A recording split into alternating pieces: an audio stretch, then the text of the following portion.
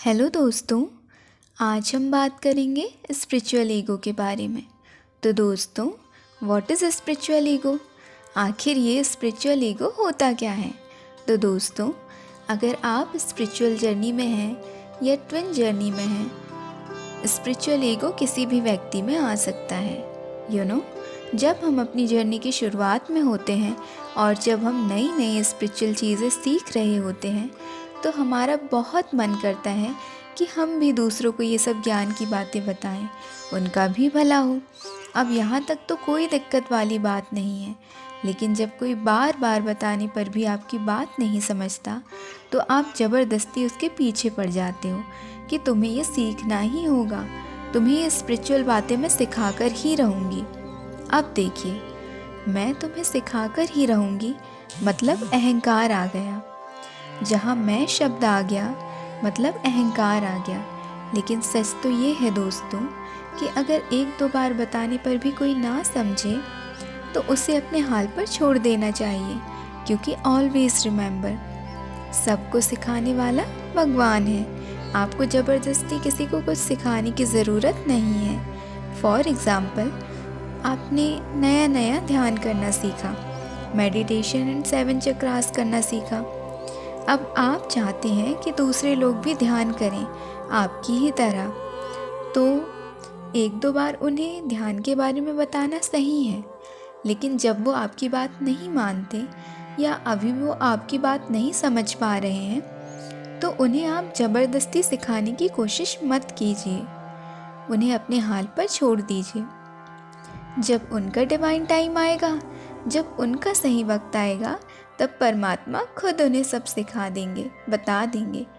तो दोस्तों, जब आप जबरन ये कोशिश करते हो कि मैं तो इसे सिखाकर ही रहूँगी, इसे ही स्पिरिचुअल ईगो कहते हैं। लेकिन जब आप सब कुछ परमात्मा पर छोड़ देते हैं कि भगवान खुद ही सही वक्त आने पर सबको सिखाएंगे, इसे स्पिरिचुअल अवेयरनेस कहते हैं। और हमें इसी स्पिरिचुअल अवेयरनेस में रहना है कि परमात्मा ही हैं सबको अपनी अपनी आध्यात्मिक यात्रा देने के लिए, अपनी ट्विन फ्लेम यात्रा देने के लिए, वही सही वक्त आने पर हमारी आध्यात्मिक जागृति यानी स्पिरिचुअल अवेकनिंग कराते हैं। वही हमारा ध्यान की ओर खींचते हैं, मेडिटेशन की ओर खींचते हैं। सबकी अपनी डिवाइन टाइमिंग होती है, सबका अपना सही वक्त होता है। उस सही वक्त के आने पर लोग खुद ही सीख जाते हैं। तो दोस्तों, ये बातें मैंने खुद भी पर्सनली एक्सपीरियंस करी है। स्टार्टिंग में मैं अपनी मम्मी को 7 चक्रास करवाना चाह रही थी, पर मम्मी उस चीज़ पर यकीन ही नहीं करती थी। स्पिरिचुअल ईगो के चलते मैंने कई बार उन्हें समझाना चाहा, पर पापा की डेथ के बाद ही मम्मी ध्यान में आई। उन्होंने प्रॉपर 7 चक्रास मेडिटेशन स्टार्ट किया और आज भी मम्मी 7 चक्रास करती हैं। अब दोस्तों, दूसरी बात ये कि आप कभी भी दूसरों को जज मत करिए। मत सोचिए कि बाकी लोग तो कितने बुरे हैं, इनका स्तर हमसे कितना कम है, हम तो स्पिरिचुअल बीइंग हैं और ये लोग सारी गंदगी से भरे हैं। ये सारी बातें अपने दिमाग से निकाल दीजिए दोस्तों, क्योंकि ये भी स्पिरिचुअल ईगो है।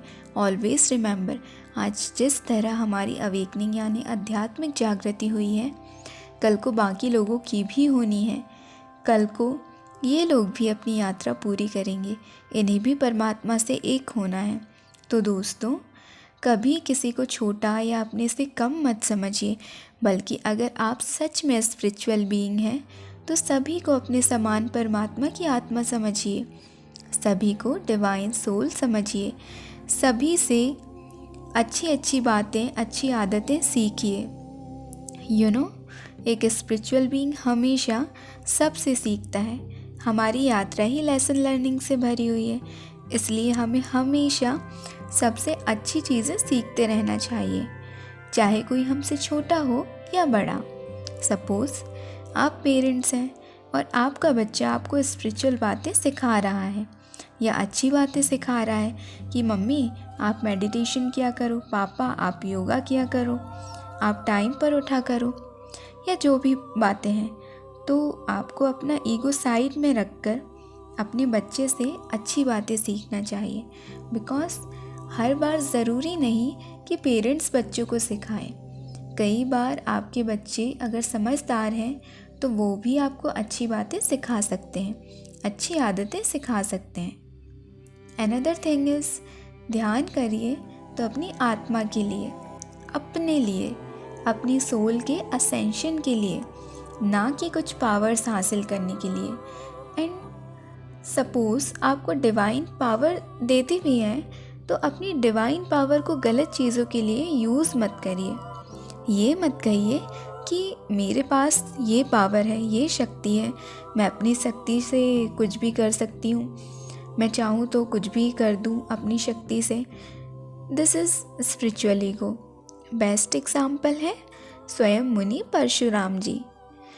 रामायण में आप पढ़ते भी होंगे या सीरियल में, किताबों में देखा सुना होगा कि किस तरह शिव धनुष के टूटने पर मुनि परशुराम जी अत्यंत क्रोधित हो उठते हैं और स्पिरिचुअल ईगो में आकर लक्ष्मण जी से कुछ इस तरह कहते हैं कि दुष्ट बालक, तू नहीं जानता कि मैं क्षत्रिय कुलनाशक बाल ब्रह्मचारी अति क्रोधी वह परशुराम हूँ जिसने कई बार इस पृथ्वी को क्षत्रियों से विहीन कर दिया।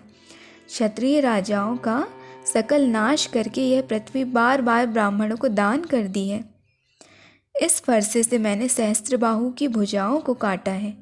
इसी फरसे से मैंने बार बार क्षत्रियों का लहू पिया है।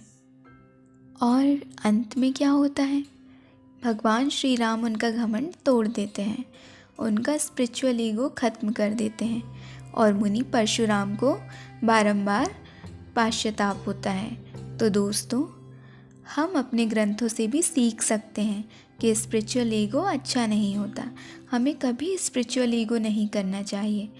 अब सवाल आता है कि हम इस स्पिरिचुअल ईगो से कैसे बचें?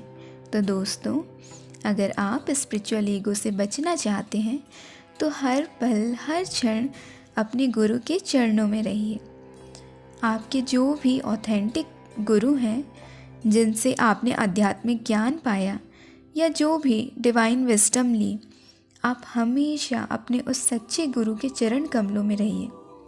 हमेशा खुद को याद दिलाइए कि जो पाया वो ईश्वर और गुरु से पाया, इसलिए मुझे कभी स्पिरिचुअल ईगो नहीं रखना है। मैं आत्मा हूँ और मेरी ही तरह सभी लोग ईश्वर की आत्माएं हैं। हमें सिखाने वाले तो भगवान हैं, गुरु हैं, जो हमें गहरे अंधकार से निकालकर रोशनी की तरफ ले जाते हैं। इसलिए मुझे कभी अहंकार नहीं करना चाहिए, कभी स्पिरिचुअल ईगो में नहीं रहना चाहिए। हे परमात्मा, मैं हर पल हर क्षण अपने गुरु के चरण कमलों में रहूं और मेरा जीवन धन्य हो जाए। दोस्तों, ऑथेंटिक गुरु यानी एक सच्चा गुरु ईश्वर के तुल्य होता है। आई रिमेंबर, मेरी गुरु माँ हमेशा कहती हैं कि मैं एक डिवाइन इंस्ट्रूमेंट हूँ, मैं सिर्फ एक माध्यम हूँ ईश्वर का। सब कुछ देने वाला, सिखाने वाला तो भगवान है। तो दोस्तों, जब आप अपना अहंकार अपने गुरु के चरणों में रख देते हो तो स्पिरिचुअल ईगो आपको छू भी नहीं पाएगा और आपकी यात्रा आसानी से पूरी हो जाएगी। तो दोस्तों, हमेशा अपने गुरु का ध्यान कीजिए, उनके चरणों में रहिए। अपने ऑथेंटिक गुरु, अपने सच्चे गुरु के प्रति अटूट विश्वास रखिए, उनका आदर मान सम्मान कीजिए, अवेयरनेस में रहिए।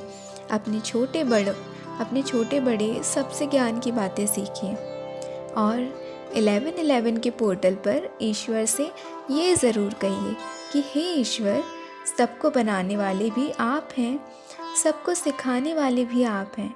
मैं भला क्या किसी को सिखा या बता सकती हूँ? मैं तो केवल ज़रिया या माध्यम मात्र हूँ। यहाँ ना तो कोई छोटा है ना बड़ा, ना कोई ऊंचा है ना नीचा, ना कोई ज्ञानी है ना अज्ञानी। सब कुछ ईश्वर है और ईश्वर ही सब कुछ है।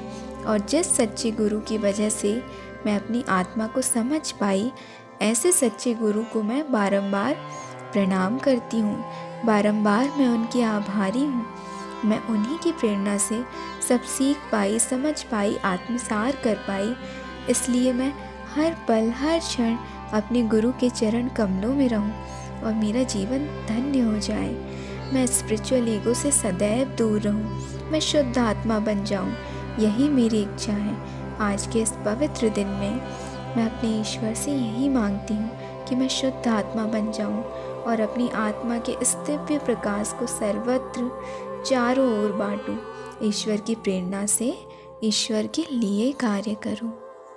तो दोस्तों, आज के इस 11/11 पोर्टल का, इस पावन दिन का, इस पावन समय का भरपूर लाभ उठाइए। ईश्वर आपकी हर वो मनोकामना पूरी करे जो यूनिवर्स के साथ अलाइनमेंट में हो। और जो कुछ भी आप सुनते हैं, सीखते हैं, जो भी अच्छी चीज़ें, अच्छी बातें, उन्हें आप अपने जीवन में उतारिए।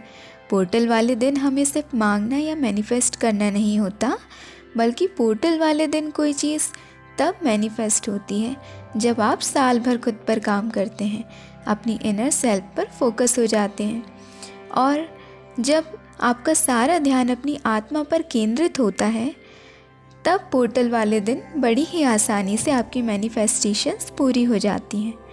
अंत में मैं आपसे यही कहना चाहूँगी दोस्तों कि आप जिस भी जर्नी में हैं, मेहनत करते रहिए। एक दिन जर्नी भी पूरी होगी और परमात्मा भी मिलेंगे। कभी हिम्मत मत हारिए। तो दोस्तों, ध्यान करते रहिए, खुश रहिए।